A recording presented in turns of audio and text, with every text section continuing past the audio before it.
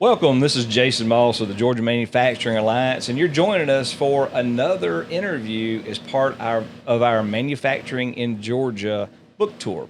And man, we got some great folks to talk to. We've got some people that are joining us from beautiful Fort Valley, Georgia. We're out at Bluebird Bus Corporation, and I tell you, I'm really excited to be talking a little bit about what's going on at Bluebird. We're going to hear some insights on manufacturing in general, but we're going to talk a little bit about the history of Bluebird, what they make here. You guys probably have already figured out what that's all about. We're going to talk about what they're making here, a little bit about the history and what's going on now, and also some insights into the future. So with that, what I'd like to do is I'd like to flip this over and Ursula, if you would, introduce yourself and tell us what you do here. Thank you, Jason. And thank you for the opportunity to speak with you. My name is Ursula McNeill, and I'm the Director of HR Business Partners at Bluebird. Okay. I joined the organization in March of this year, and my role is to work very closely with our team on various corporate HR initiatives to support the organization. Okay. Perfect. HR right now, I tell you, as we go around the state, that's one of the big things that we continue to hear about is human resources and being able to find talent. Man, that's a big issue. As we're interviewing folks around the state, the things that the leadership tells us, there's three big buckets that they're challenged with. Number one, for some reason, continues to pop up, finding good talent, right? And then number two, supply chains. There's a lot of big issues around supply chain. And then the third is business development. And it's really cool that we're here talking about business development, HR, because those are two pretty hot areas. So I'm looking forward to getting a little bit of your insights on how you make that piece of it work. But also what I'd like to do is I'd like to hop over and introduce our next guest, Gabrielle. Tell us a little bit about your role here. Tell us who you are and what you do. Absolutely. And again, like Ursula said, thank you for the opportunity for having us. My name is Gabrielle Young. I have been with Bluebird for couple of weeks now, I guess. Since July. Okay. But super excited to be here and be on the team. And my role as director of marketing, I have the wonderful opportunity to continue to help Bluebird step into, tomorrow with, really great branding, excellent digital opportunities, as well as still optimizing and upholding our more analog or more traditional advertising and marketing opportunities with, paper brochures and pamphlets and things like that, but still be able to support Bluebird by driving a strong impact. Perfect. Well, marketing is something that I'm just fascinated with. I'm love to see how businesses have responded and are kind of bouncing back or trudging through the COVID challenges that we've had. So give us a little bit of insights. One of the things that I'm a trade show junkie, man. I love to get out and do trade shows. So I love them so much. We hosted our own. And speaking of that, matter of fact, Phil Horlock was the keynote speaker at the first conference that we held back in 2015, and Phil knocked it out of the park, man. That guy is top shelf. And that was our first event. We had about 250 people attending that, and we were expecting this year, 2020, we're expecting to have well over 1,000 people to attend. And I know that folks in the commercial space tend to use trade shows a lot for how they market. How has that impacted you guys? Does Bluebird use a lot of trade shows, or have they in the past to sell product? Absolutely. Bluebird, if we're not in the trade show, we're sponsoring a trade show. We are avid supporters of the face-to-face interaction, and that's the beauty of trade shows. And so, of course, pre-COVID, Bluebird was very active in booth setups. We even have opportunities where we can provide buses to shuttle members back and forth between the locations. Yes. Nice advantage there. Yeah. Which is kind of the history of Bluebird. We started off shuttling workers back and forth before, we started building vehicles to shuttle other types of individuals, of course. But, Bluebird, of course, during the COVID situation, I guess you can say it for a more eloquent word, we kind of switched over to virtual, but of course, we really thrive on that face-to-face interaction. So virtual events were, they were okay, doable, but we are always going to prefer the face-to-face interaction with our customers, potential or otherwise. And so we're really navigating through, still being sensitive to the changing environment of the pandemic, but still providing opportunities where we can still have some very solid, touch points.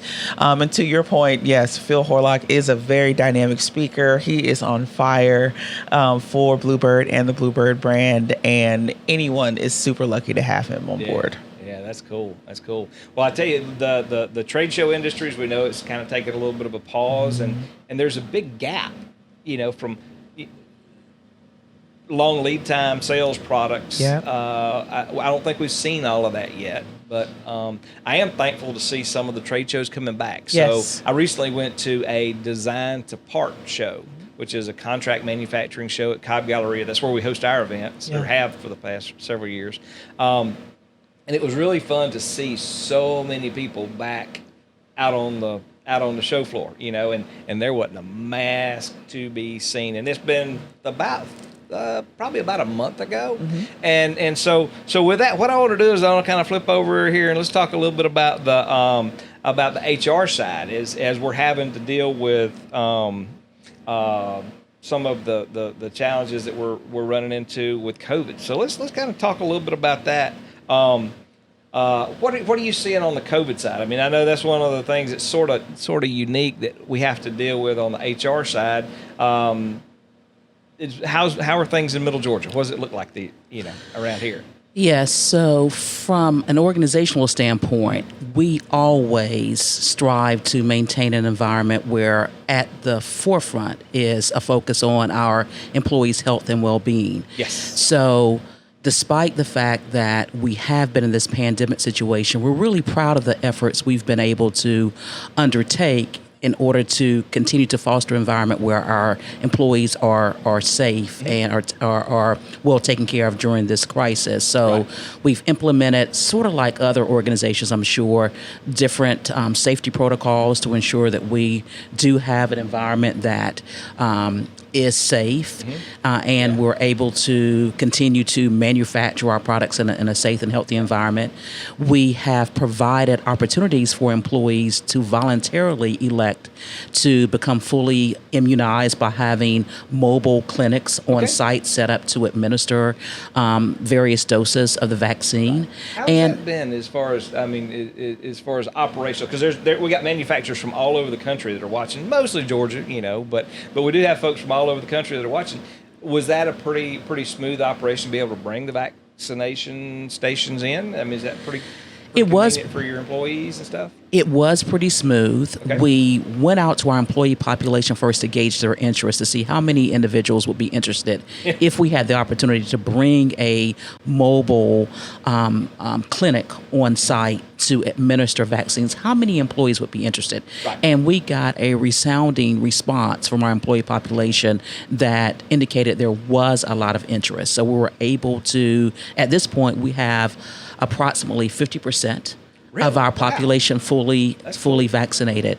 And we also offered various incentives for those individuals who voluntarily elected to become fully vaccinated by offering gift cards, Visa gift cards for those who are fully vaccinated. And we still are in the middle of that campaign right now. So for any individuals within our employee population who are fully vaccinated, they have an opportunity to receive a $150 Visa gift card. Nice. Yes. That's great insight. You know, when COVID kicked off, we talked with Felix, right? Felix Lynn, yes. Man, what a wealth of knowledge. When we were doing so GMA, we're a live events organization like you guys. We're face to face, man. This is all about us getting together and connecting with each other. We're about doing the live connections, and when that went away, we had to make some shifts. You know, that's just part of the deal. But we went from doing 120 live events a year. We did 132 during COVID. And it's been really interesting to see when I reached out to the leaders throughout the state. Bluebird stepped up and said, okay, we're open to share best practices. What we want to do is we want to help other people, but we also going to learn from other folks. So we had Daniel Defense and Kia and Bluebird, and you guys were really instrumental. We had Felix as a guest host. I mean, as a spotlight speaker, and he came in and gave some really good insights that a lot of our members shared and implemented. And so we really do appreciate y'all's support and engagement in the community, and you guys have just such a great team of leaders that are willing to participate in the community, and that's a big that says a ton. So it does, yeah. And I think that's what really makes us such an amazing organization. The fact that we do have a very strong leadership team that is composed of those individuals that have been with the organization for a long period of time. And then we have new individuals that have joined the team. And it's the perfect blend of talent, across the organization, and the level of commitment that everyone has to live our mission, which is, we say it within our organization all the time, we're one team, we're one Bluebird, and that really is what you experience when you come on board and you interact with our leadership team. Yeah, we've been blessed to be able to come out and visit with you guys and take a couple tours in years past. And every time we come out here, man, it is so cool to see the team dynamic and the family that you guys have here. And, yes. And you have some unique things in the marketplace as far as being able to support your employees. And really, again, we're real proud to have Bluebird in Georgia and being able to do the cool stuff that you do. So, and one is to talk about people, for sure. People yes. are critical. We got 50% vaccination. That's impressive, to be able to do that, and in sending folks. Let's talk a little bit about the product. So let's hop over and talk a little bit on the manufacturing side, a little bit, or on the marketing side. Tell us a little bit about what's going on coming down the pipe. What are the things you're most excited about bringing to the market with Bluebird? I think the biggest buzz right now that we are really putting a lot of effort and energy into is our EV market. It's for EV, so yeah, electric EV vehicles. Electric buses. So those big old buses are running on batteries. That's amazing. And the batteries are big and shiny, and but they're quite a sight to behold. And I had the benefit of going on a plant tour not too long ago and seeing the actual chassis of that EV bus, and it's impressive. The mechanisms and how everything is set up. And of course, we're even also more excited because, introducing the EV buses, it helps cut down on a lot of maintenance. Okay. It also helps, obviously, cut down on emissions to zero, and just, seeing a kid, getting on an EV school bus, knowing that it runs on batteries, just like some of their most, favorite toys, it's also a sight to behold as well. That little green bumper that we put on the front of our EV buses, it's a mark of the future.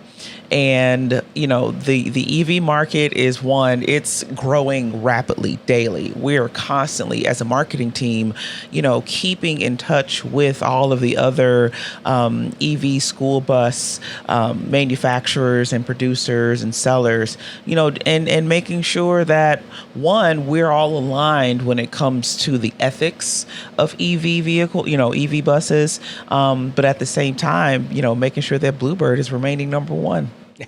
Always. Yes. So tell me about the green bumper. This is the first. Help us understand a little bit about that. So, of course, a lot of the eco vehicle systems, they have either a green leaf or something like that. Bluebird took that extra step and then, added the green bumper to the buses. So when they see that bus out on the street, they know that bus is an EV bus. It is zero emissions. It's safe for the community. It's, it's an extra step that, the leaders within that community made in order to make sure that their environment is safer and more pleasant to live in. I love it. So marketing. So again, I'm a student of marketing. I love to just watch how people do things. Yeah. I mean, y'all's branding has been rock solid for generations, right? Mm-hmm. I mean, and it's cool to see how a company continues to evolve and bring new things to the table.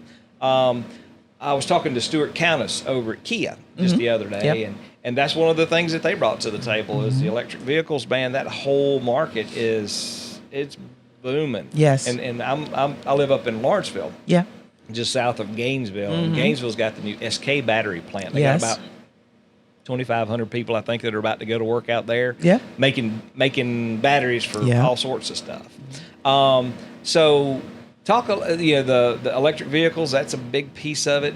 How are you working on your marketing to really target? Because I think different parts of the country have different adoptions. What Stuart really kind of talked about was the infrastructure. Right now, we as a nation are not really set up. I mean, if you want to drive from here to California, that's not really conducive. Yeah, a little tricky, right? Yeah. But how does do you guys focus on different areas that are already more equipped to manage EV? I mean, how does that work? Are you trying to be emerging and get communities to put that in place?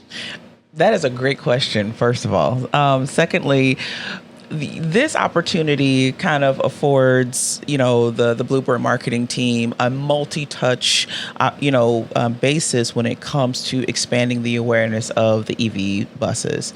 To your point, yes, owning an EV bus is like, you've got to get the equipment in order to be able to charge it and run it and think about your routes. And, if you live in a very hilly area versus a really flat area, and if it's really cold or really hot, those are things you have to consider before purchasing an EV vehicle. At the same time, there are a lot of myths around EV buses that Bluebird are happy to debunk. Okay. For example, a lot of people think that EV buses can't start up in cold climates. That is very untrue. Or, an EV bus can't be in a hilly area. It absolutely can be in a hilly area. Now, can it, to your point, drive from Georgia to California on a single charge? No, of course not. Of course not. So right now, Bluebird and of course, the marketing team is working very, very closely with product development for the EV school buses to develop an entire ecosystem when it comes to going to market around our buses. Okay. It's not just about buying the bus. It's also about making sure that the charging stations are available, making sure that we partner you with the right state and federal programs for reimbursing, because of course, an EV bus is going to cost a lot more than say a diesel or a CNG or a propane bus. So there's some school districts that can't afford an EV bus. Well, we know for sure that there are, programs available for those school districts in order to be able to supplement that extra cost. So right now, what we really want is just, potential customers or even current customers to just raise their hand and ask the question, hey, I want to learn more about EV.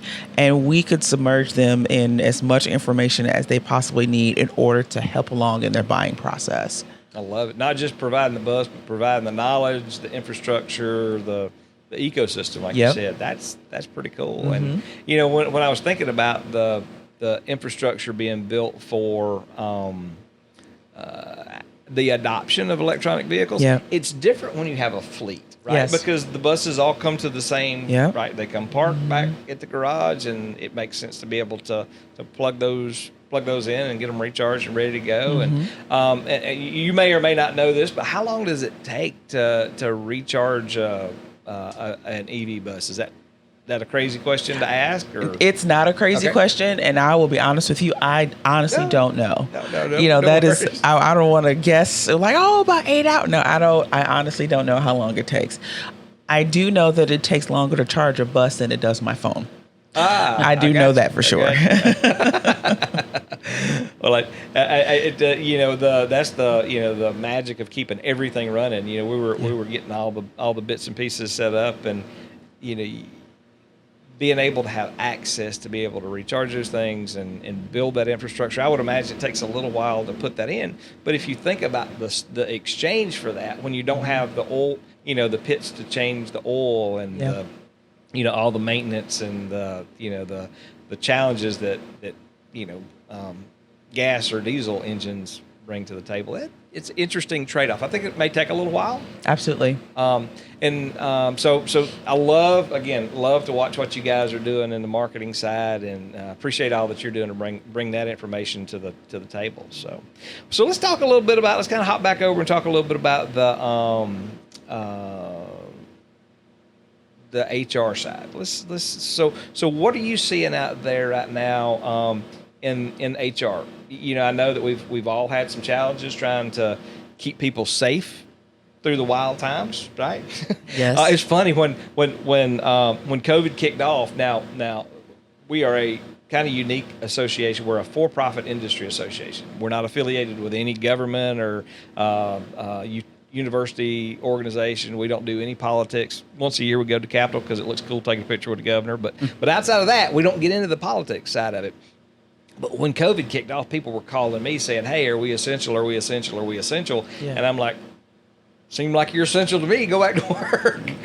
Not that I had any authority in that piece, but I know when I was talking to Felix that, you know, you guys were classified essential manufacturing. Tell us a little bit about why you guys were essential, and any insights what were the biggest insights that you walked away with after COVID? That's a very good question. Let me take the first piece around why we were essential and why we were classified as such during the pandemic. So when you think about what we do, you know, we manufacture the safest vehicles in the world. So without a doubt, I think any research you'll do, they'll tell you that school buses are the safest vehicles that you can ride in. The fact that we're engaged in manufacturing those types of products that provide transportation to our most precious cargo, children, is one reason why the work that we were doing would be classified as essential, because at the time in COVID before, there was a change in how class instruction was being done, where it still was being done on site versus virtually at home. There was a need to make sure that we had the vehicles to transport children to get to those places so they could receive an education. So that's one reason why, you know, we were classified as essential. And I tell you, our men and women who came in every day to ensure that our products, our buses, were manufactured and made and were available to customers, they were the heroes through all of this, because they came in, they worked extremely long hours tirelessly to ensure that the finest vehicle, we make the finest school bus in the world. It was made and it was delivered to customers on time in order to transport our most precious cargo. So I couldn't be prouder of the work and the commitment that our production team had, you know, throughout the pandemic, because they were the troopers through all of this crisis. Yeah, you got some rock stars around here. We really do. Yeah, across the board. We really do. And you can see the pride. Gabrielle talked earlier when she recently did a tour in our manufacturing facility here. I remember when I first did the tour, you see the pride that our employees have in the work they do. They understand the value that they're creating by manufacturing our buses. And they take pride in that because some of them are parents themselves. Mm-hmm. And, they want to ensure that they are building that vehicle safely for their children and other folks' children to travel to school. So there is that pride. And you walk around and you see people that have 30 plus years of service, with the company. You see multi-generations of families that are part of the team. That's what builds that pride in Bluebird. And there is a lot of pride within our organization among our employee population because we know what we do is critical, is essential. It is game-changing in so many ways. It really does matter. It really does matter. It does. Well, let's hop in and talk a little bit about careers, potential careers in manufacturing. Okay. We're doing this book tour, and we're promoting the book Manufacturing Success in Georgia. If you don't have a copy, buy a copy now. They make great Christmas gifts. You can go to manufacturingsuccessingeorgia.com and order one today. Yeah. But we're doing the book tour to promote a little bit about the book, but more really to promote the industry, because again, as we've been talking to leaders around the state, everybody's telling us that workforce is a big deal. So what we're trying to do is we're trying to shine a light on what a career in manufacturing truly is about. And there are some fantastic careers in this space. And if somebody was thinking about getting in a career in manufacturing, what would you tell them to do? What guidance would you have? I would really tell them to really embrace the opportunity to get into manufacturing, and the opportunities from a career perspective probably are a lot broader than people might initially consider or think are there, because when you look at opportunities that we have here, we have opportunities in production where welding jobs or various engineering jobs, industrial engineering, mechanical, manufacturing engineering, electrical engineering jobs, electrical technician types of roles, quality roles. So there is a myriad of opportunities that are available for individuals who are interested in a career in manufacturing. Yeah, that's a great point, because when people think about manufacturing, they think about that production line. Right. Yeah. And so there's like you guys, HR and marketing, and there's every other aspect of running a business, supply chain and not just the hammering and welding and and bolting things together. All those are critical components. It's great opportunity. But you guys have openings currently? We do. So if somebody was interested in applying for a job or finding out more about it, how would they go to find out about that? They would go to our website, so www.bluebird.com, and look at our career site for our current openings. And we do have a lot of openings in our engineering department, in operations and supply chain. We have some corporate roles, finance, opportunities currently available as well. So that would be the place that I would encourage anyone interested in working with the best organization in the state of Georgia, which is us, which is Bluebird Corporation, to go and look at our current openings. Perfect. Well, that sounds great. Well, I appreciate you sharing that piece with us for sure. Now, we're about to button this thing up. I am really excited about kind of seeing how the pieces fit together. So one other quick question for you is, tell us, what would you say on the marketing side? What's going on the marketing? If there's one last word you want to share with the community of manufacturers out there, outside of buy Bluebird today, what else would you share with us? I would say keep in touch, keep in tune with us on social media channels, on news updates, things like that, because Bluebird is a publicly traded company, so our name is out there.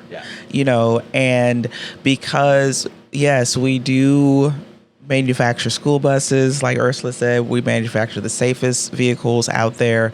But at the same time, Bluebird has years and years of knowledge. 1927, when the company was founded. So Bluebird is a subject matter expert when it comes to the specialty vehicle and fleet vehicle market.